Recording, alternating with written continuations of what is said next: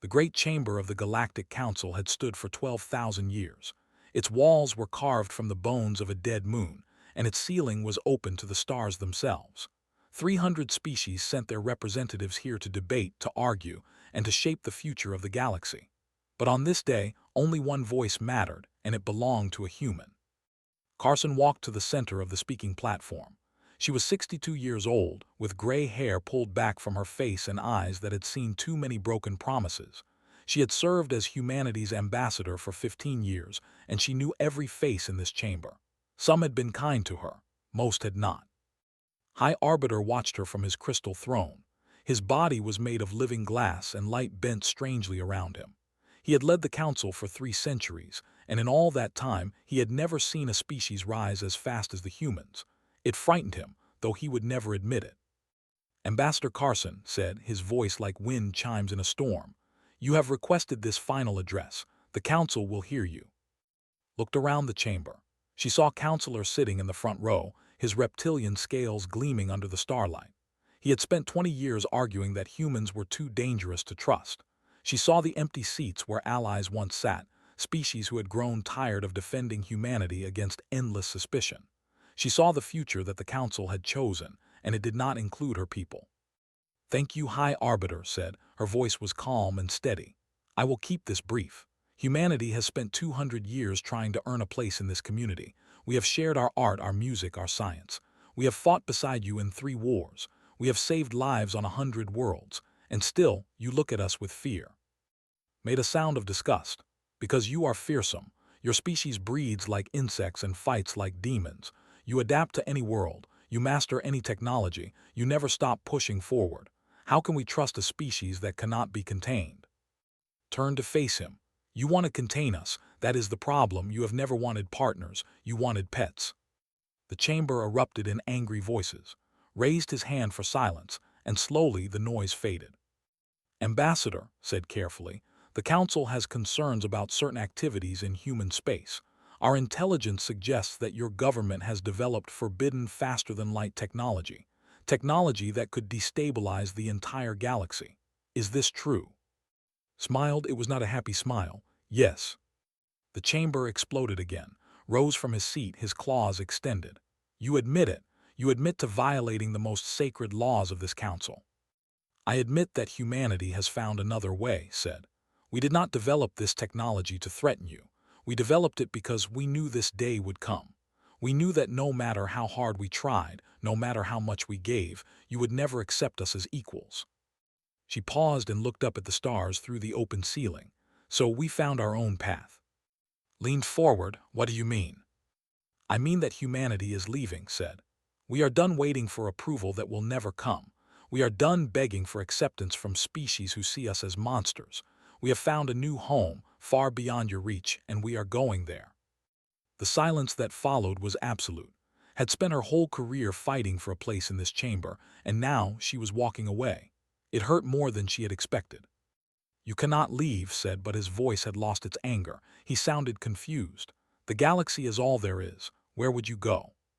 "Somewhere you will never find us," said. "Somewhere we can build a future without fear. Somewhere our children will never have to bow before a council that hates them." She turned and began walking toward the exit. Her footsteps echoed in the stunned silence. "Wait," called out. "Ambassador Carson, please, we can discuss this. The council has not yet voted on your membership. There is still time." Stopped but did not turn around. "You have been discussing our membership for 50 years. You have held 700 votes, and each time you have delayed the decision. We are tired of waiting, High Arbiter. We are tired of hopping. You had 2 centuries to decide if humans belonged in your galaxy. You chose to be afraid instead." She started walking again. "If you leave, you cannot return," said. There was something in his voice that might have been regret. "The council will seal human space. Your species will be forgotten." Reached the doorway and finally turned to face the chamber one last time. "We will not be forgotten. We will be free." Then she was gone, and the doors closed behind her. Was the first to speak. "This is a trick. The humans are trying to manipulate us. They want us to beg them to stay." But was not so sure. He had watched Carson for 15 years. He had seen her fight impossible battles with dignity and grace. He had seen her refuse to give up even when every door closed in her face, and now he saw something he had never seen in her eyes before. He saw peace. "Call an emergency session," said quietly. "Summon every fleet commander. Activate Protocol 17. The chamber erupted in chaos once more.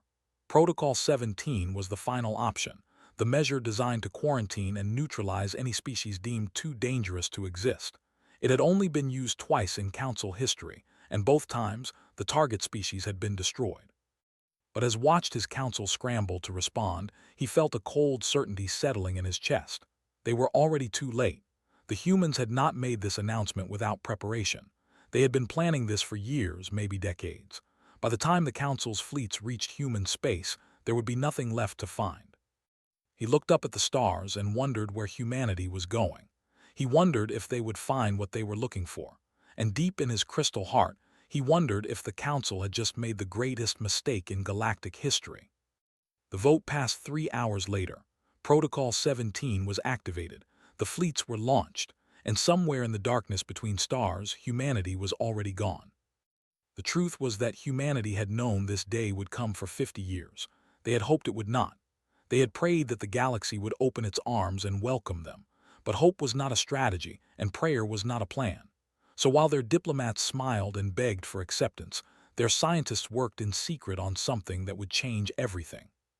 Admiral Grace Palmer stood on the bridge of the command ship New Beginning and watched the Earth turn slowly below her. She was 71 years old, and she had spent her entire career preparing for this moment. Her hair was white now, and her hands were not as steady as they once were. But her mind was sharp, and her heart was ready. "All ships report full capacity," her first officer said. 12 billion souls aboard the Exodus fleet, another 8 billion already through the gates. Grace nodded. 20 billion people. That was the entire human population, gathered from Earth and every colony world. They had left nothing behind but empty buildings and silent streets. It was the largest migration in the history of any species, and it had been planned in absolute secrecy for half a century. "Any word from the Council fleets?" Grace asked. "They launched 4 hours ago. They will reach Earth in 6 days. "Then we have time." Grace turned to face her crew. "Begin the final evacuation sequence. I want every human off this planet within 48 hours. On the surface below, the city of Chicago was emptying. Families walked through streets they had known their whole lives, carrying small bags of personal belongings. They could not take much. The ships had room for people, not possessions, but they could take memories. They could take each other. Dr. Samuel Wright watched the evacuation from his laboratory window. He was the man who had made all of this possible. 15 years ago, he had led an expedition to Mars and discovered something incredible. Beneath the red dust, buried for millions of years, were the ruins of an alien civilization. And in those ruins, he found the gates. The gates were not like anything human science had imagined. They did not move through normal space. They folded reality itself, connecting 2 points across distances so vast that light would take billions of years to cross them. The species that built them was long dead, but their technology still worked, and Samuel had learned to use it. "Dr. Wright," his assistant called out, "the last gate is ready. We need to move." Samuel nodded and turned away from the window. He had been born in this city. He had fallen in love here, married here, raised his children here. Now he was leaving forever, but he was not sad. He was excited. For the first time in human history, his species was truly free. Across the planet, the same scenes played out in every city and town. In Tokyo, families said goodbye to shrines that had stood for 1,000 years. In Paris, people walked past monuments they would never see again. In Cairo, children looked up at the pyramids and asked their parents if there would be pyramids where they were going. The parents did not know. No one knew what waited on the other side of the gates. The scouts had found habitable worlds, dozens of them, in a galaxy that had never known intelligent life. But habitable was not the same as home. They would have to build everything from nothing. Captain Boyd stood on the bridge of the colony ship Hope of Tomorrow. His ship carried 3 million people, mostly families with young children. They were the future of humanity, and he felt the weight of that responsibility pressing down on him. "Captain," his navigator said, "we are cleared for departure. The gate is ready." Looked at the Earth hung there, blue and beautiful, wrapped in clouds that looked like cotton. He had been born on a space station and had only visited the planet a handful of times. But it was still home. It was still the place where his species had grown up, where they had learned to walk and talk and dream. "Send the final message," said. "Tell them we are ready." The message went out to every ship in the fleet. 20 billion humans held their breath. And then, one by one, the gates began to open. Grace Palmer watched from the new beginning as reality tore itself apart. The gates were beautiful in a terrifying way. They glowed with colors that had no names, and the space inside them was not space at all. It was something else, something that human minds could not quite understand. "All ships begin transit," Grace commanded. "See you on the other side." The Exodus fleet moved forward. One by one, the great ships slipped through the gates and vanished. Millions of people, then billions, leaving behind everything they had ever known for a future they could only imagine. Grace was the last to go. She stood alone on the bridge of her ship and watched until the final transport was through. Then she looked at Earth one more time. "Thank you," she whispered, "for everything." The new beginning entered the gate, and reality folded around it like water closing over a stone. For a moment, there was nothing but light and silence. Then the ship emerged on the other side, in a galaxy that had never seen humans before. Grace looked at and saw stars she did not recognize. She saw planets waiting to be explored, worlds waiting to be named. She saw the future. Behind her, the gate closed. The connection to the old galaxy was severed. There was no going back now, even if they wanted to. 6 days later, the Council fleets arrived at Earth. They found empty cities and silent oceans. They found farms still growing crops and power plants still running, but they did not find a single human being. In the center of what had once been New York City, they found a message beacon. It was waiting for them, patient and quiet, ready to deliver humanity's final words to the galaxy that had rejected them. The Council had pressed the button, but the humans were already gone. Commander had served the military for 40 years. He had fought in 2 wars, commanded 100 ships, and never once retreated from battle. But as his fleet entered Earth orbit and found nothing but silence, he felt something he had not felt in decades. He felt afraid. "Scan the surface again," he ordered. His voice was harsh, hiding the tremor beneath it. "We have scanned 17 times, Commander," his sensor officer replied. "The results are the same. No human life signs anywhere on the planet. No human life signs on any world in their territory. They are simply gone." Stared at the Earth looked exactly as it did in all the images he had studied. Blue oceans, green continents, white clouds drifting peacefully across the sky. It was beautiful in an alien way. He had always understood why the humans loved it so much. But now it was empty. 20 billion people had vanished without a trace, leaving behind a perfect, silent world. "Take us down," said. "I want to see it for myself." His shuttle landed in a city called New York. The streets were clean and quiet. Buildings rose toward the sky like the bones of giants. Lights still glowed in windows, powered by reactors that would run for centuries without maintenance. But there was no sound. No voices, no footsteps, no laughter. The humans had left their world behind like a snake shedding its skin. Walked through the empty streets with a squad of soldiers at his back. They passed shops with goods still on the shelves. They passed restaurants with tables set for meals that would never be eaten. They passed a school with drawings still hanging on the walls, bright colors and simple shapes made by children who were now on the other side of the universe. "Commander," one of his soldiers called out, "we found something." The message beacon stood in the center of a great plaza. It was simple and elegant, made of white metal that gleamed in the sunlight. A single light blinked on its surface, patient and steady, waiting for someone to listen. Approach it carefully. He had expected traps, weapons, some final act of defiance from the species his people had feared for so long. But the beacon was harmless. It was just a message. "Activate it," he ordered. The beacon hummed to life and a hologram appeared. Recognized her immediately. Carson, the human ambassador, stood before him in blue light. She looked tired but peaceful, like someone who had finally set down a heavy burden. "If you are watching this, then you have come to Earth and found us gone," said. Her voice was calm and clear. "I imagine you expected a fight. You expected us to rage against your decision to claw and bite until you destroyed us. That is what you have always believed about humans, that we are violent, that we are dangerous, that we cannot be controlled."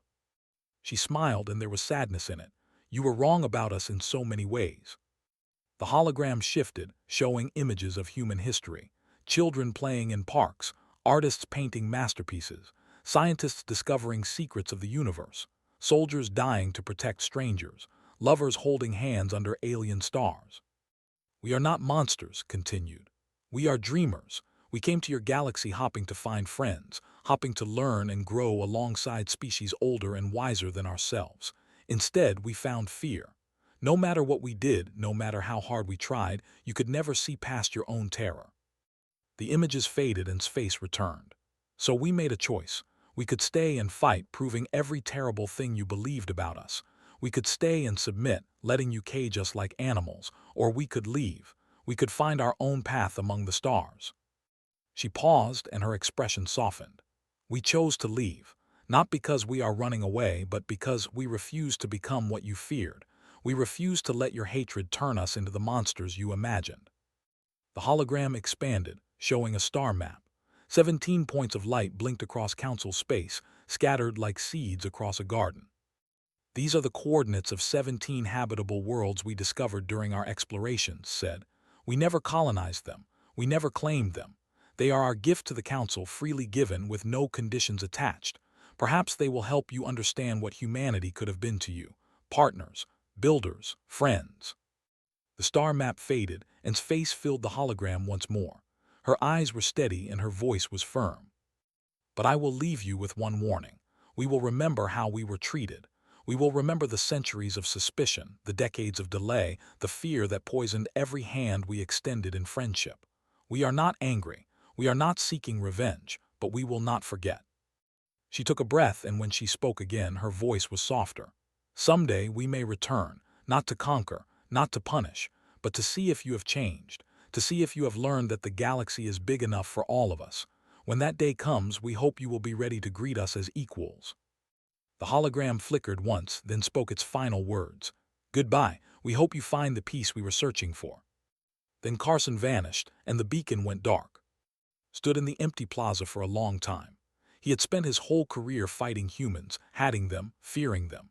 He had believed every terrible story about their violence and their ambition, and now they were gone, and all they had left behind was kindness. He thought about the 17 worlds they had given away. He thought about the empty cities, left intact and powered, ready for whoever might want them. He thought about a species that could have destroyed the council but chose to walk away instead.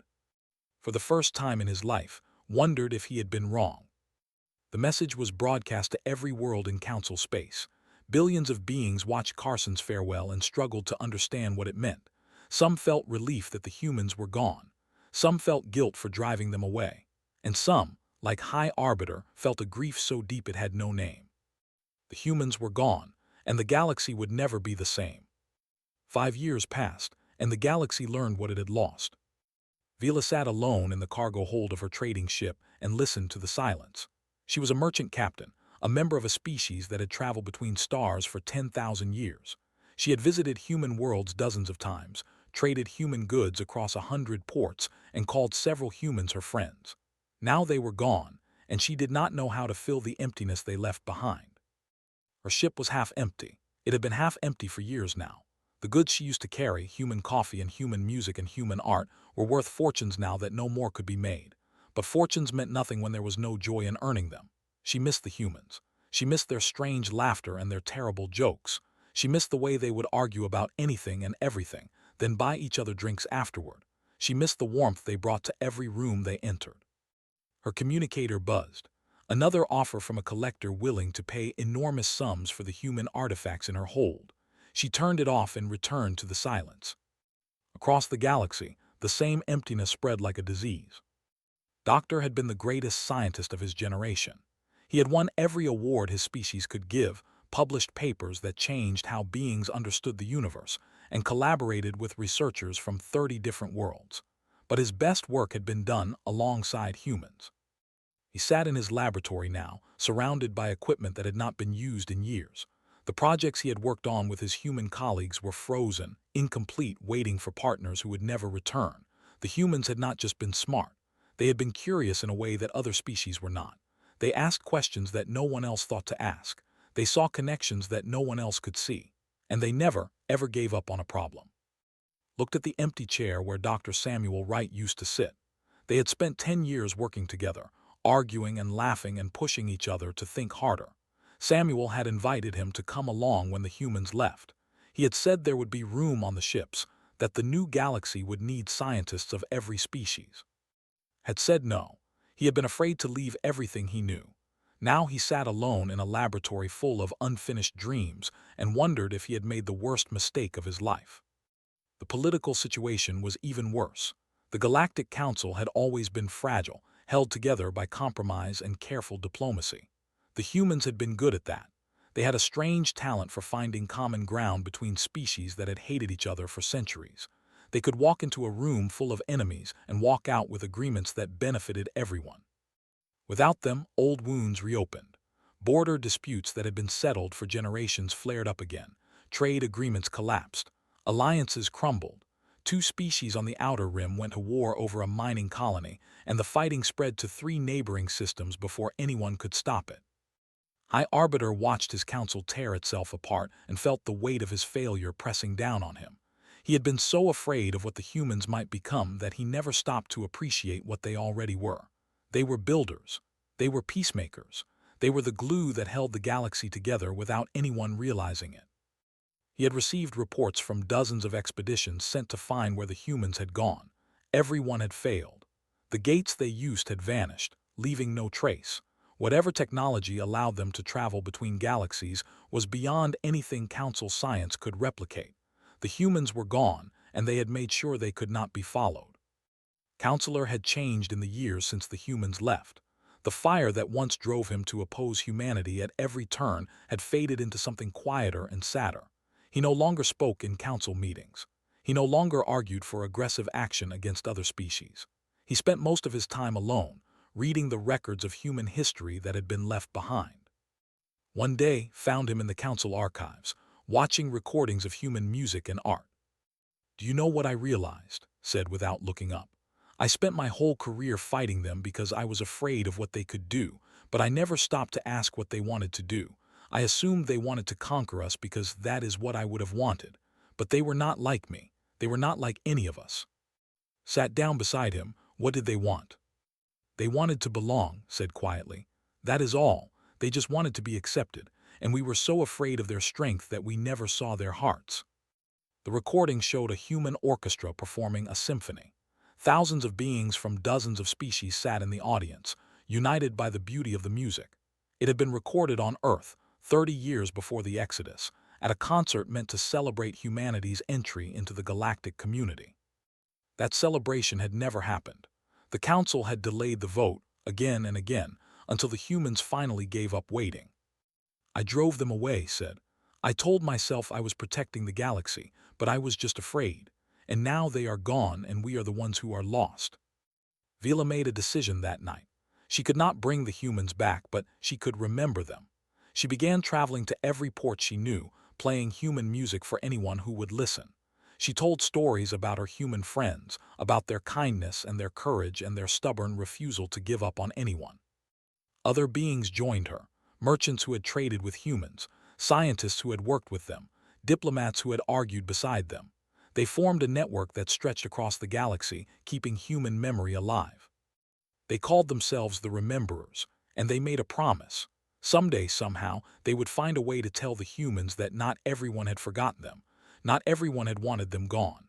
Some beings had loved them and some beings still did. But the stars remained silent and the humans did not return. 5 years became 10. 10 became 20. And the galaxy continued to learn, slowly and painfully, just how much it had lost when it pressed the button too late. 50 years had passed since the Exodus, and humanity had built something beautiful. Carson sat on the porch of her home and watched the sun set over the city of New Promise.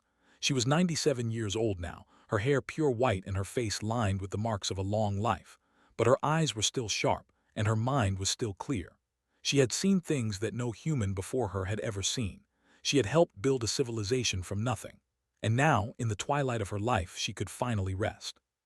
The city spread out before her like a garden of light. Towers rose toward the sky, beautiful and strange, designed by architects who had grown up under alien stars. Flying vehicles moved between buildings in patterns that looked like music made visible. Millions of people lived here, worked here, loved here. And beyond the city, across dozens of worlds, billions more were doing the same. Humanity had not just survived, it had flourished. Captain Maya Palmer stood on the bridge of the exploration vessel Endless Dawn and stared at the ruins on the planet below. She was 32 years old, born in this new galaxy, the granddaughter of Admiral Grace Palmer who had led the Exodus fleet. She had never seen Earth, never walked its streets or breathed its air, but she carried its memory in her heart, passed down through stories and songs, and the fierce pride her grandmother had given her. "What do you think it is?" her first officer asked. Maya studied the images on her screen. The ruins were old, impossibly old, built by the same species that had left the gates on Mars. They covered an entire continent, cities and temples and monuments to a civilization that had vanished millions of years ago. "I think it is a message," Maya said. "Just like the gates were a message, these beings wanted us to find them. They wanted us to know we were not alone." Her team spent 3 weeks exploring the ruins. They found libraries filled with knowledge that would take centuries to understand. They found art that spoke of joy and sorrow and hope. And in the deepest chamber of the largest temple, they found something that changed everything. It was a recording, preserved by technology that should not have lasted so long. A being appeared in the air before them, tall and graceful, with skin like flowing water and eyes like distant stars. It spoke in a language that their translators could not understand, but the meaning was clear. This species had fled from their home galaxy, just like humanity. They had been persecuted, feared, driven out by neighbors who could not accept their differences. So they had built the gates and scattered them across the universe, hoping that other species facing the same choice would find their way to safety. The message ended with a single image. It showed the night sky as seen from this world, with one star circled in light. The meaning was obvious. Another species had used the gates. Another species had found refuge here, and they had left a marker to show where they had gone. Maya smiled. Humanity was not the first to walk this path, and they would not be the last. President Shaw addressed the United Human Federation on the 50th anniversary of the Exodus.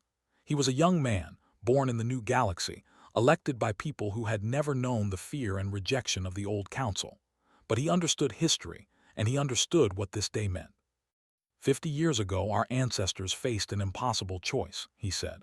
They could stay and fight, becoming the monsters the galaxy feared. They could stay and submit, letting their spirits be crushed, or they could leave everything they knew and build something new. He paused and looked out at the crowd. Millions of faces looked back at him, human faces from 100 different worlds, united by a shared past and a shared future. They chose to leave, not because they were afraid, but because they believed in something greater than revenge. They believed that humanity could be better than the hatred directed at us. They believed that we could build a civilization worthy of the stars. His voice grew stronger. And they were right. Look at what we have built. Look at our cities and our ships and our children. Look at the peace we have made with each other, the art we have created, the knowledge we have gained. We are everything our ancestors hoped we could be, and we are just getting started. The crowd cheered and let the sound wash over him. Then he raised his hand for silence. Our scientists have made a discovery. They have mapped a route back to our old galaxy. After 50 years, we could return. The silence that followed was absolute. But we will not go back to beg for acceptance. We will not go back to prove ourselves to beings who rejected us. If we return as equals, ready to offer friendship to those who want it and indifference to those who do not. He smiled. The Federation has voted. We will leave the door open. We will wait. And when the galaxy is ready to listen, we will be ready to talk. Carson watched the speech from her porch, surrounded by her children and in great. She thought about all the years she had spent fighting for a place in the council, all the promises broken and doors slammed in her face. She thought about the day she walked out of that chamber and never looked back.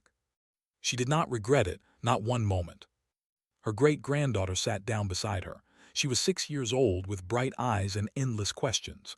"Grandma, what was Earth like?" Smiled and pulled the girl close. "It was beautiful, sweetheart. Blue oceans and green forests and a sky that changed colors every day. But you know what? This place is beautiful too. Wherever humans go, we make it home. Will we ever go back?" Looked up at the alien stars above her. Somewhere out there, impossibly far away, the old galaxy still turned. The council still argued. species still feared each other, and maybe, just maybe, some of them had learned something from humanity's departure. Maybe someday, said, when they are ready, but until then we have everything we need right here. 300 years later, a council probe finally found human space. It had been sent on a journey of desperation, one last attempt to discover what had happened to the species that vanished so long ago. The probe's cameras captured images of a civilization beyond anything the council had imagined. Thousands of worlds, trillions of people, technology that made council science look like children's toys. The humans had built an empire of peace and prosperity that stretched across an entire galaxy. And when the humans detected the probe, they did not destroy it. They did not hide from it. They simply gathered around it, smiled, and waved. Then they let it go, carrying a single message back to the council. We hope you have learned. We are ready to talk when you are ready to listen. The probe returned to council space, and the message spread to every world. The humans had not forgotten them. The humans were not angry. The humans were simply waiting, patient as stars, for the galaxy to finally understand what they had lost. And on a distant world under alien skies, the descendants of Carson looked up at the night and smiled. They had found their own path. They had built their own future, and they were happy. That was the greatest victory of all.